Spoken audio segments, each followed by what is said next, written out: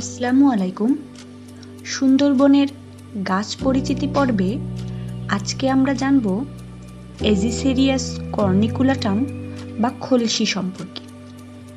খড়বাকৃতির চিরহরিত এই প্রজাতিটি নদী তীরের নতুন কাদামাটিতে কিংবা মোহনার কাদামাটিতে বা জোয়ারের প্রভাব রয়েছে এমন খালের পাড়ে জন্মে থাকে। এর গড় উচ্চতা মাত্র 3 মিটার।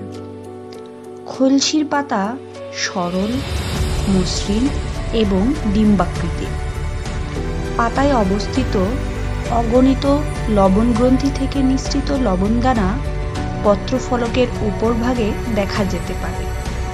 সাদা বর্ণের ক্ষুদ্র ফুল তীব্র গন্ধযুক্ত এবং লালচে মঞ্জরি দণ্ডে ছাতার ন্যায় বিন্যস্ত। মার্চ মাস থেকে ফুল ফোটা শুরু হয়। জুন ও জুলাই মাসে বীজ পাকে। ফল ক্ষুদ্র অর্ধচন্দ্রাকৃতির সুচালু, ফলের রং লালচে সবুজ।